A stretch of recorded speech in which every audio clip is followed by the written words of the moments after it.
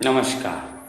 শ্রী শ্রী ব্রহ্ম বৈবর্ত পুরাণ প্রকৃতিখণ্ড ১৪ অধ্যায় শ্রীকৃষ্ণের স্বরূপ বর্ণন প্রসঙ্গে কালমান সুবজ্ঞ রাজার রাধাকৃষ্ণ দর্শন।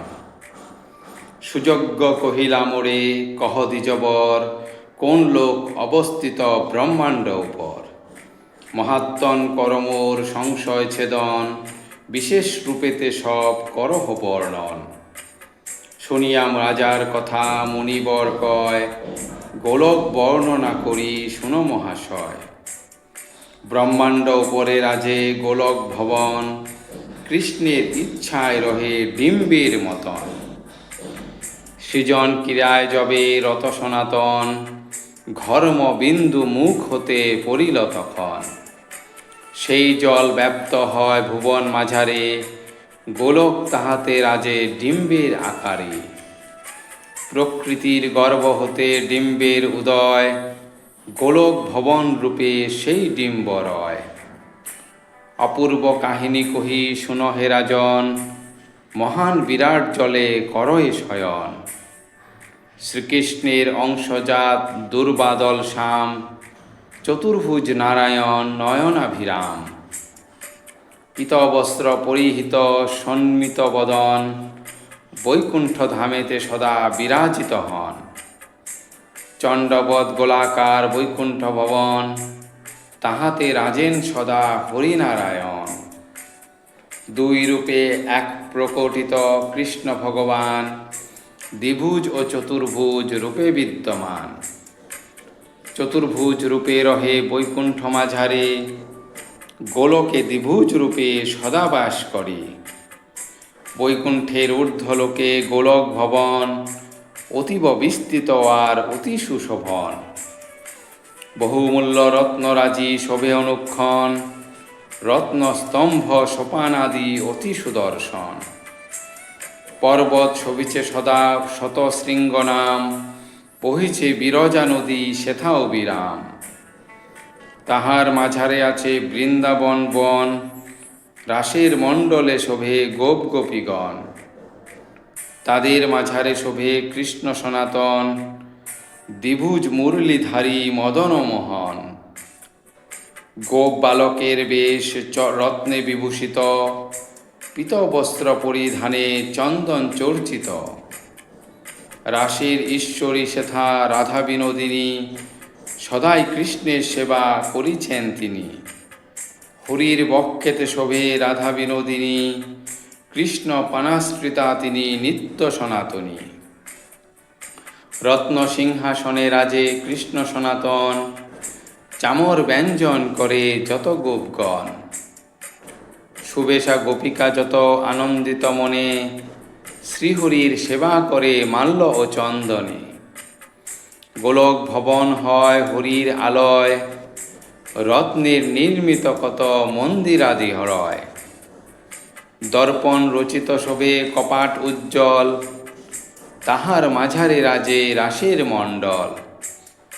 পদ্মের মাঝারে শোভে কর্ণিকা যেমন, গোপের মাঝারে হরি শোভেন তেমন।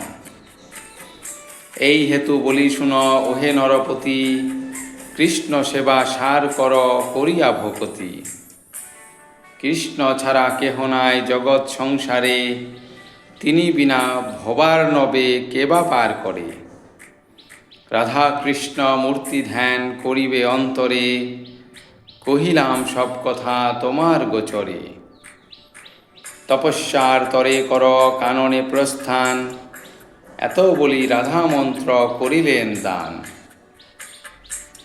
বিপ্রের মুখেতে রাজা শুনিয়া বচন, জিজ্ঞাসে বিনয় সহ বিপ্রের সদন। তব মুখে কৃষ্ণ কথা শুনিয়া শ্রবণে, লভিনু অনেক জ্ঞান আজি এই ক্ষণে। তব উপদেশ হৃদে করিয়া ধারণ, যাইতে প্রস্তুত আছি সুদূর কানন। কিন্তু এক প্রশ্ন মম কহি তব ঠাই, কোন বনে যাব আমি কহ গো গোসাই। আর এক কথা আমি চাহি জানিবারে, জরা দেহে কি প্রকারে যাইব কান্তারে। সমস্যা আমার দুই কর সমাধান, তবে তো বিপদ মাঝে পাই আমি ত্রাণ। নৃপতির মুখে শুনি কাতর আকুতি, ব্রাহ্মণ তাহারে দান করেন যুকতি। যেই রাধা নাম আমি দিয়াছি অন্তরে, সেই রাধা নাম তুমি জপ নিরন্তরে। বিপ্র পাদদক তুমি করিবে সেবন, বিপ্র পদধূলি শিরে করিবে ধারণ। বর্ষকাল আচরণ করো এইভাবে, তাহাতে তোমার ক্ষোভ দুঃখ ঘুচে যাবে। শুনিয়া মুনির বাক্য নৃপতি তখন, তপস্যা কারণে করে বনে তো গমন। বনের মাঝারে যবে গেলা নরপতি, বন্ধুরা রোদন করে মনোদুঃখে অতি। পতিব্রতা মহিষীরা অতি দুঃখ ভরে, নৃপতির বিরহেতে প্রাণ ত্যাগ করে। পুষ্কর তীর্থেতে গিয়া সুযজ্ঞ রাজন, দুচ্চর তপস্যা করে ভক্তিযুক্ত মন। মহামন্ত্র জপ করে সহস্র বৎসর, শ্রীরাধা দেবীরে রাজা হেরে অতপর। গগন মণ্ডলে দেবী পরম ঈশ্বরী, সুযজ্ঞ রাজারে দেখা দেন কৃপা করি। অনন্ত যৌবনা দেবী হেরি সে সময়, রাজার শরীর হতে পাপ দূর হয়। তেজিয়া মনুষ্য দেহ সুযজ্ঞ তখন, দিব্য এক কলেবর করিল ধারণ। শ্রীরাধা তাহারে লয়ে দিব্য এক রথে, তড়িতে ছুটিয়া চলে গোলকের পথে। রথে আরোহণ করি নৃপতি তখন, যুক্ত করে রাধিকারে করিল স্তবন। দূর হতে হেরে রাজা গোলক সুন্দর, বিরজা তটিনী দেশাথা বহে নিরন্তর। শতশৃঙ্গ পর্বতের শোভা মনোহর, বৃন্দাবন শোভা পায় রাশের ভিতর। গোপ গোপী গাভীগণ করেছে বিরাজ, মনোহর মন্দিরাদি গোলকের মাঝ।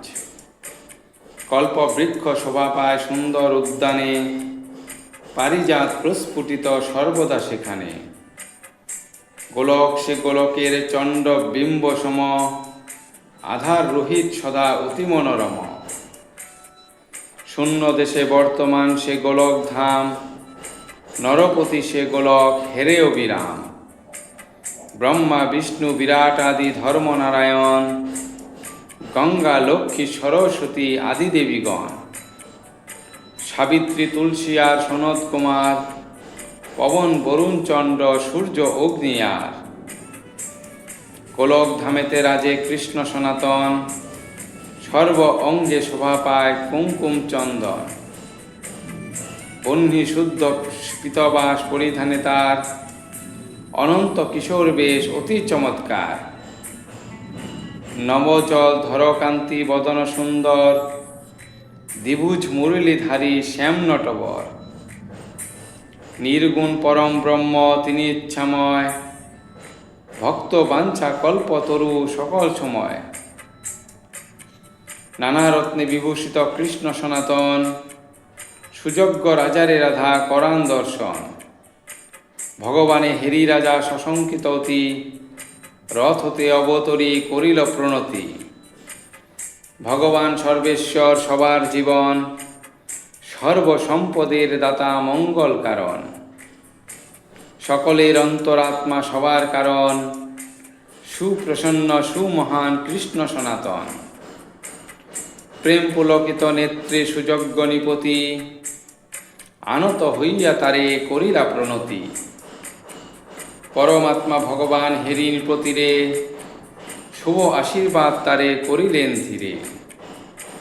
হরিদাস্য নৃপতিরে করিলেন দান, হরি প্রতি ভক্তি দিলা কৃষ্ণ ভগবান। রথ হতে শ্রীরাধিকা নামিয়া তখন, হরি ক্রোড়ে বসিলেন অতিরিষ্ট মন। প্রিয় সখীগণ করে চামর ব্যঞ্জন, ভগবান রাধিকারে পূজিলা তখন। সর্ব অগ্রে রাধা নাম করি উচ্চারণ, অতঃপর কৃষ্ণ নাম কহে সর্বজন।